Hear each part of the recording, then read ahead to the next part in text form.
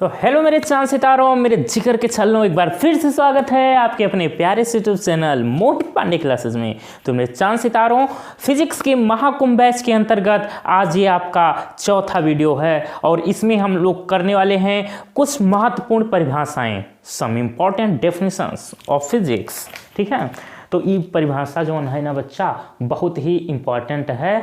और ये ना सोचो कि जैसे आपका नज़र पड़ी गई कि गति पढ़ने वाले हैं बस काम खत्म, ऐसे नहीं।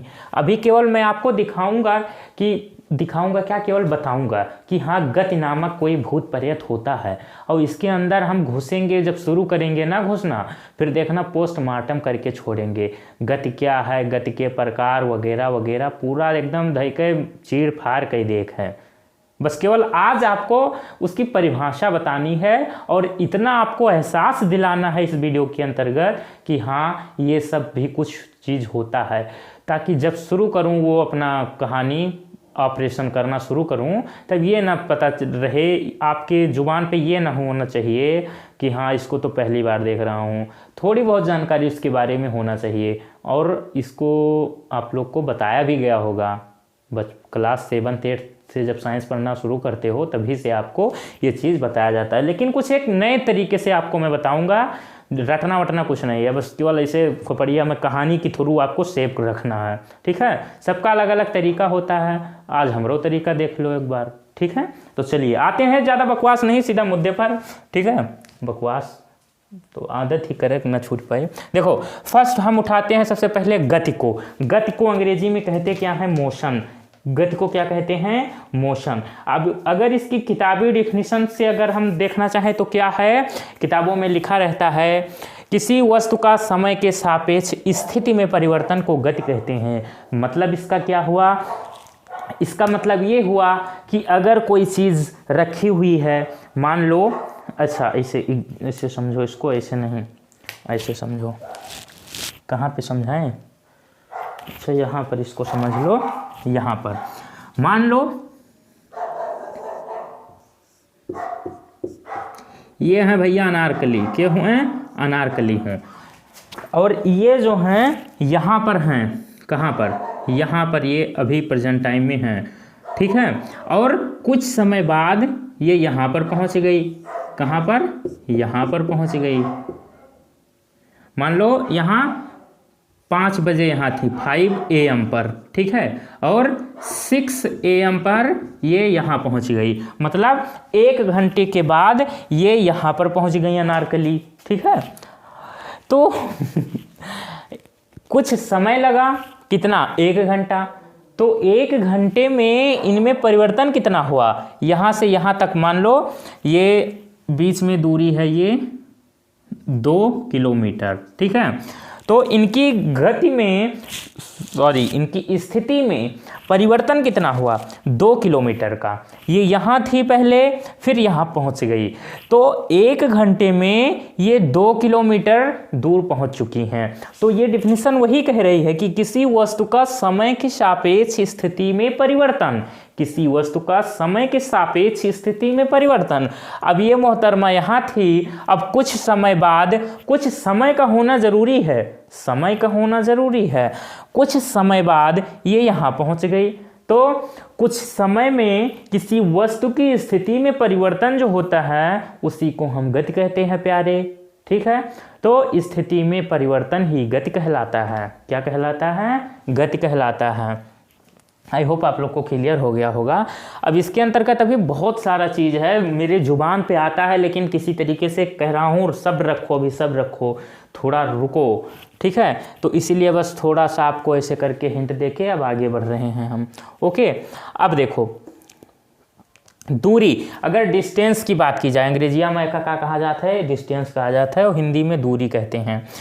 तो दूरी की अगर बात की जाए तो गतिमान वस्तु द्वारा तय किए गए पथ की लंबाई को दूरी कहते हैं। गतिमान वस्तु द्वारा, अगर कोई वस्तु गति कर रही है तो उसके द्वारा जो पथ तय किया गया है, मान लो ये जो मोहतरमा यहाँ पर थी, इनके द्वारा ये जो 2 किलोमीटर ये तय किया गया है ना, इसी को हम दूरी कहते हैं। यहाँ से यहाँ तक की जो यहाँ से यहाँ तक की डिस्टेंस 2 किलोमीटर है। तो किसी गतिमान वस्तु द्वारा, ये मोहतरमा गतिमान थी, गति कर रही थी, यहाँ से यहाँ तक पहुँची गति करते हुए, तो इनके द्वारा जो तय की गई है पथ की लंबाई यहाँ से यहाँ तक की 2 किलोमीटर की, इसी को हम क्या कहेंगे, दूरी कहेंगे। यहाँ से यहाँ की दूरी कितनी है, तो 2 किलोमीटर की है। तो किसी गतिमान वस्तु द्वारा तय किए गए पथ की लंबाई को दूरी कहते हैं। और एक बात और समझ लो, इसके लिए एक स्पेशल और आपको मैं देना चाहूँगा, क्या क्या क्या क्या एग्जाम्पल।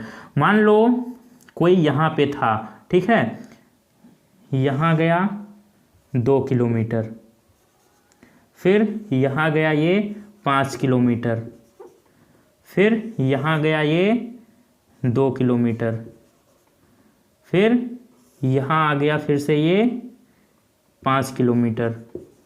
देखो यहाँ से ये स्टार्ट किए हैं, START, ठीक है, यहाँ से ऐसे गए, फिर ऐसे, फिर ऐसे, फिर ऐसे, ठीक है। कोई यहाँ से चलना शुरू किया, ठीक है, मान लो झगरू नाम का लड़का है, क्या नाम है, झगरू। वो यहाँ से चलना शुरू किया, ऐसे गया 2 किलोमीटर, फिर से मुड़ गया अपने दाएं, फिर से अपने दाएं मुड़ा और 2 किलोमीटर चला, फिर से अपने दाएं मुड़ा और 5 किलोमीटर चला, तो आके वहीं पर फिर से पहुँच गया। अब इसे अगर आपसे कहा जाए ये कितनी दूरी चल कर आया है, ये झगरू नाम का जो लड़कवा है ये कितना दूरी चली थी, तो क्या कहा वो, 2 और 5 7 और 2 9 और 5 14, टोटल इसने 14 किलोमीटर जो इसने दूरी तय की है, वो कितनी, 14 किलोमीटर तय की है, ठीक है, ये ध्यान रखना। अब इसी को हम आपको अभी जब विस्थापन से अभी इसको जब कनेक्ट करेंगे तब अभी कंफ्यूज हो गए, इसीलिए मैंने ये नया एग्जाम्पल दिया है।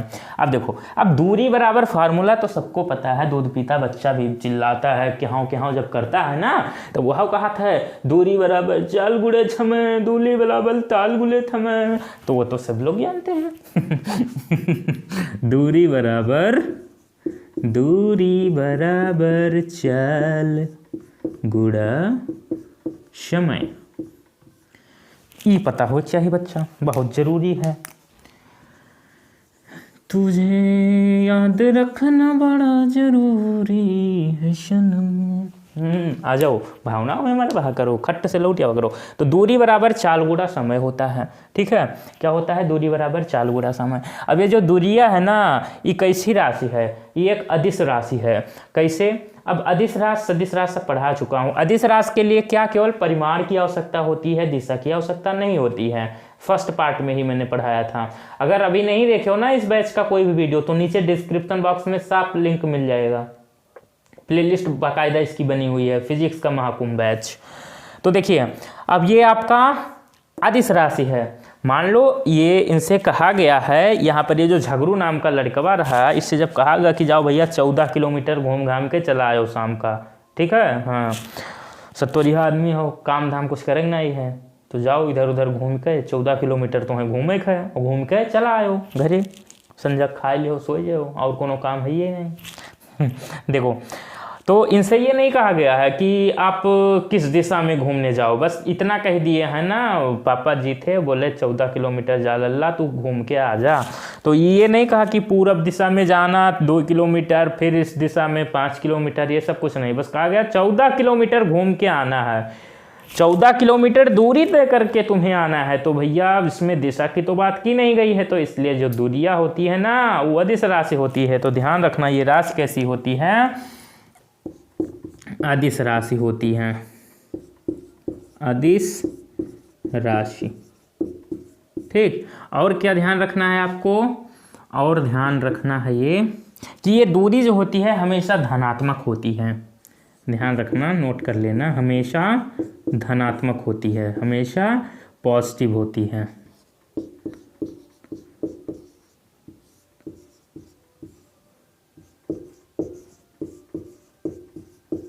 ठीक है, ये ध्यान रखना, दूरी बराबर चाल गुड़ा समय और वगैरह वगैरह। अभी दूरी को उठाएंगे, अभी एक एक वीडियो में पूरा 20-20 मिनट 40-40 मिनट दूरी के ही बारे में ही पढ़ेंगे हम लोग, एक पूरा चैप्टर उठा के पढ़ेंगे। बस आज केवल आपको दिखा रहा हूँ इसका इंट्रोडक्शन, मुंह दिखाई केवल करा रहा हूँ, समझ लो इंगेजमेंट हो रहा है। हाँ, ऐसे होता है विस्थापन। अब विस्थापन अंग्रेजी में इसको क्या बोलते हैं? डिस्प्लेसमेंट बोलते हैं। क्या बोलता है? डिस्प्लेसमेंट। तो विस्थापन क्या है? गतिमान वस्तु के अंतिम तथा प्रारंभिक स्थितियों के बीच की न्यूनतम दूरी को विस्थापन कहते हैं। कुछ पल्ले नहीं पड़ा हुई, हम जानी थे नहीं पड़ा। मान लो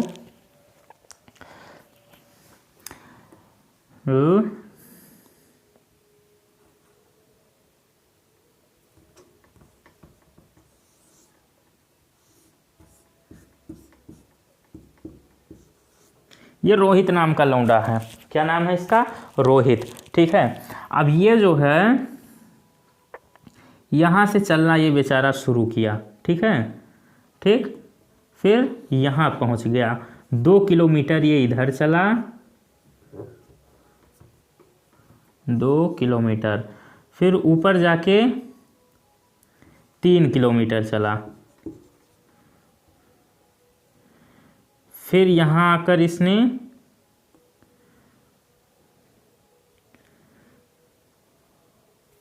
यहाँ से कितना मान लो, 2 किलोमीटर मान लो। ठीक है। यहाँ अब पूछा जाए कि विस्थापन बताओ। ये जो है रोहित नाम का लड़का है, यहाँ से चलना शुरू किया 2 किलोमीटर, फिर 3 किलोमीटर, फिर आके यहाँ रुक गया। ठीक है। यहाँ पर मान लो इसका स्कूल है। ठीक है, विद्यालय। अब इस आपसे पूछा जाए कि विस्थापन रोहित के द्वारा जो है विस्थापन कितना हुआ, तो अब अगर दूरी पूछी जाती तो सबको तो जोड़ लेते, 2 3 5 2 7 किलोमीटर। लेकिन आपसे विस्थापन पूछ रहा है, तो विस्थापन के लिए प्यारे जहाँ से आप चलना शुरू किए और खट से एकदम धइके एंगल जो है ना मिलाई लो, जहाँ पर हो एकदम सीधा, एकदम शॉर्टकट, वो दूरी होगी विस्थापन। तो गतिमान वस्तु के अंतिम तथा प्रारंभिक स्थितियों के बीच की, ये ध्यान देना, अंतिम शब्द और प्रारंभिक शब्द। तो अंतिम ये और प्रारंभिक ये, तो इसके बीच की जो दूरी है ये वाली डिस्टेंस, ये आपकी होगी विस्थापन। अगर दूरी पूछी जाए तो ये रोहित जो है ये 2 3 5 2 7 किलोमीटर की दूरी तय किया है इसने। लेकिन अगर विस्थापन पूछा जाए तो उसका जो अंतिम पॉइंट है जहाँ पर वो पहुँचा है, वहाँ से जहाँ से चलना शुरू किया था उसके बीच की बात की जा रही है। ठीक है।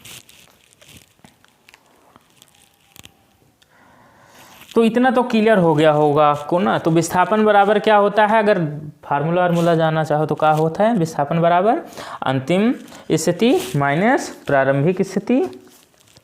और ये जो विस्थापन है ये राशि कैसी है? विस्थापन एक कैसी राशि है? सदिश राशि है। विस्थापन आपकी सदिश राशि है क्योंकि इसमें दिशा की आवश्यकता होती है। ठीक है। तो मैं अगर कहो तो लिख दूं और नहीं कहो तो कोई ज़रूरी नहीं है। सदिश राशि होती है। कैसी? सदिश राशि होती है। और इसमें क्या ज़रूरी? हाँ, विस्थापन का अगर मात्रक जाना चाहो तो विस्थापन का मात्रक तो दूरी ही है एक प्रकार की, तो मीटर होगी। मात्रक मीटर। ठीक है। अब एक स्क्रीनशॉट लिखो भैया, ले लो, फिर हम आते हैं 2-3 डिफिनेशन और देख लेते हैं। चलिए स्क्रीनशॉट लो खट से एक। चलिए आ जाइए जल्दी भैया, कम हियर माय डियर। देखिए अब एक डिफिनेशन है चाल की, अब इसकी भी ध्यान से देख लो। चाल को अंग्रेजी हम क्या बोलते हैं? हो स्पीड बोलते हैं ना। हाँ समझ, यह का तो खट से समझिए हो। स्पीड किसी वस्तु द्वारा एकांक समय में चली गई दूरी। चाल क्या होती है? किसी वस्तु द्वारा एकांक समय में चली गई दूरी। एकांक समय मतलब एक सेकंड में चली गई दूरी क्या कहलाएगी? चाल कहलाएगी। चाल बराबर क्या होता है? चाल बराबर दूरी बटा समय। चाल बराबर क्या होता है? दूरी बटा समय। देखो बार बार कह रहा हूँ, फिर से कह रहा हूँ कि अभी ये मत सोच लेना कि बस चाल की डिफिनीशन बता दिए, फार्मूला चाल बराबर दूरी बटा समय बता दिए, काम खत्म। बस केवल आपको दिखा रहा हूँ, मुंह दिखाई करा रहा हूँ, इंगेजमेंट के तरीके से समझो इसको कि इंगेजमेंट हो रहा है आज, और इस सबको तो इस तरीके से हम इसका विवाह जब होगा ना इतना धूम मचा देंगे कि आप भी क्या झूम उठोगे। चलो, तो चाल बराबर दूरी बटा समय, ये फार्मूला याद रखना, कहीं काम लग जाए अगर। चाल बराबर दूरी और बटे समय, ठीक। अब अगर इसके मात्रक की बात की जाए तो दूरी का मात्रक क्या होता है? दूरी का मात्रक मीटर, ठीक, बटे समय का मात्रक सेकंड। तो मीटर बटे सेकंड, या इसी को किस तरीके से लिख सकते हो? मीटर पर सेकंड, ठीक, मीटर पर सेकंड, ये हो गया आपका। अब देखो, अब ज़्यादा न इसके अंदर ज़्यादा क्या घुसे अब औसत चाल, एवरेज स्पीड, ये भी जान लो क्या होता है। देखो औसत चाल का मतलब क्या हुआ प्यारे, जैसे आप लोग मान लो रास्ते पर जा रहे हो, फार्चूनर लेके, का लेके फार्चूनर लेके जात हो, तो क्या आप जिस स्पीड से शुरू किए हो चलाना, जहाँ तक आपको जाना है, क्या आप वहाँ तक उसी स्पीड से जाओगे? नहीं जा पाओगे, हो ही नहीं सकता, इम्पॉसिबल, असंभव है, ठीक है। अब ये नहीं कि यहाँ से खट से वहाँ जाना है तो हो सकता है, लेकिन अगर ध्यान से अगर बात की जाए कि 4-5 किलोमीटर 10 किलोमीटर जाना है तो क्या उसी स्पीड से जा पाओगे? नहीं जा पाओगे लल्लुआ, न जा पाई हो ही नहीं सकत। होगा क्या, बीच में कहीं पर ब्रेकट आएगा, कोई आदमी आ जाएगा, पापा की परी कोई आ गई लेके एक्टिवा, तब क्या करी हो? उनमें तो ब्रेक जल्दी लगती ही नहीं है, क्या करती हैं उसको पैरवा से रोकती हैं। पापा परियाँ देखो जब चलाती हैं ना एक्टिवा स्कूटी क्या करती हैं? ब्रेक से नहीं, वो देखो कई बार हमारे साथ भी ऐसे हुआ है, क्या करती हैं वो लोग जानते हो? जब कोई आ गया सामने, आँख, पहली बात तो ये कि आँख बंद कर लेंगी, और दूसरा ब्रेक नहीं पैरवा से रोकेंगी, ऐसे आँखियाँ बंद कर लेंगी ऐसे और पैरवा से रोकेंगी, ब्रेक उरिक सब भूल जाती हैं, लड़ेगी जाके ठाम से, होएगा काम सामने वाले। तो ऐसे होगा। तो होता क्या है, अगर आपसे कहा जाए कि भैया आप फिजिक्स पढ़ रहे हो तो ये बताओ कि एवरेज स्पीड होती क्या है, अगर हमें निकालनी है तो कैसे निकालेंगे? तो अगर अपनी फॉर्च्यूनरवा लेके जा रहे हो तो ध्यान दीजिएगा कि आपने कितनी दूरी तय की है टोटल वो, और उस दूरी को, उस पूरी दूरी को तय करने में कितना समय लगा है, उस समय से उस टोटल जो दूरी तय की है आपने, उसमें अगर भाग कर दोगे तो आपकी एवरेज स्पीड निकल आएगी, औसत चाल निकल आएगी, ठीक है। तो औसत चाल होता क्या है? किसी वस्तु द्वारा तय की गई कुल दूरी तथा उस दूरी को तय करने में लगा कुल समय का अनुपात क्या कहलाता है? औसत चाल कहलाता है, ठीक है। तो औसत चाल हमें निकालना हो तो कैसे निकालेंगे? किसी वस्तु द्वारा तय की गई कुल दूरी और उस दूरी को तय करने में जितना समय लगा है उससे हम कर देंगे भाग, आ जाएगा हमारा एवरेज स्पीड निकल के। हो गए ना, बर्बाद हो गया। तो अब इसका फॉर्मूला भी क्या कहा है एवरेज स्पीड का? कुल तय की गई दूरी बटे में कुल दूरी को तय करने में लगा समय, ठीक है। अब देखो 6 नंबर आपका है वेग, वेलोसिटी क्या होता है? तो किसी वस्तु द्वारा एकांक समय में एक निश्चित दिशा में तय की गई दूरी को वेग कहते हैं, ठीक है।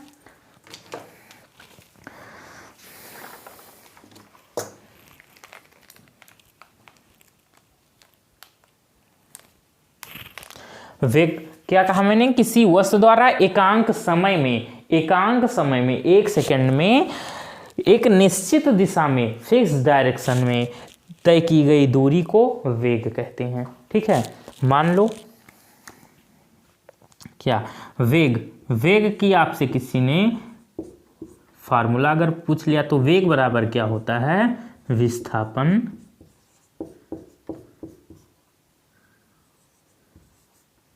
बटे में समय। ठीक है, ये होता है इसका फार्मूला वेग का। अगर इसके मात्रक की बात की जाए तो मात्रक कैसे निकलेगा? विस्थापन का मात्रक क्या होता है? मीटर ही तो होता है। जी सर, मीटर ही होता है। बटे में समय का मात्रक सेकेंड, तो मीटर पर सेकेंड आपके वेग का मात्रक हो गया। फिर से कह रहा हूँ, वेग का केवल आपको बताया हूँ कि हाँ ये वेग नामक कोई भूत प्रेत आत्मा होती है। वेग पूरा एक चैप्टर के थ्रू हम पढ़ेंगे। ठीक है, हाँ तो चलिए मैं साइड हो रहा हूँ, इसका खट से स्क्रीनशॉट लीजिए, फिर एक आध डिफिनेशन और देखते हैं।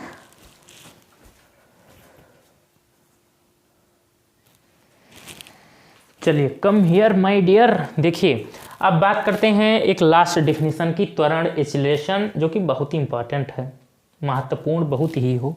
देखिए, त्वरण है क्या? त्वरण है किसी वेग में परिवर्तन, वेग में परिवर्तन ही त्वरण कहलाता है। ठीक है, वही डेफिनेशन भी लिखी है, किसी वस्तु के वेग में परिवर्तन की दर को त्वरण कहते हैं। ठीक है, तो आपको क्या रखना है ध्यान कि त्वरण क्या है? वेग में परिवर्तन। ठीक है, वेलोसिटी में जो कुछ चेंजेस होते हैं उसी को हम लोग एक्सेलरेशन बोलते हैं। ठीक बा? अब देखो, त्वरण बराबर होता है वेग में परिवर्तन बटे समय अंतराल, या आप ये भी कह सकते हैं कि त्वरण बराबर अंतिम वेग माइनस प्रारंभिक वेग बटे वेग परिवर्तन में लगा समय। ठीक बा? अब देखो, इस त्वरण को हम लोग स्मॉल ए से प्रदर्शित करते हैं। ठीक है, कहीं भी स्मॉल ए अगर फिजिक्स में आपको दिखे तो वो त्वरण होता है। ठीक है, अब देखो, यदि किसी वस्तु का प्रारंभिक वेग u तथा t समय बाद उसका वेग v हो जाता है, तब होगा क्या? तब देखिए, तो जो त्वरण होगा वो, त्वरण एक सदिश राशि है इसलिए इसके ऊपर वेक्टर लगा रहे हैं। ठीक है, देखो, किसी वस्तु को प्रारंभिक वेग u और अंतिम वेग v हो जाता है। ठीक है, t समय बाद उसका वेग v हो जाता है, तो अंतिम वेग v और प्रारंभिक वेग u, तो अंतिम वेग की जगह पे v माइनस u और अपॉन में t, कितना समय लगा? t। ठीक है, यहीं से गति का समीकरण भी निकाल सकते हो। तो ये है आपका फार्मूला, a बराबर v minus you upon T. अब देखो, ये सब तो हो गया किताबी ज्ञान, अब आपको समझना है कि त्वरण है क्या वाकई में। मान लो, क्या मान लो?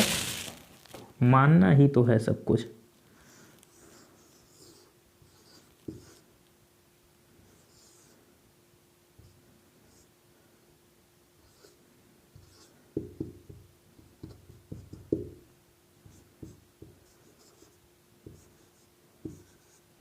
ये है मान लो BMW।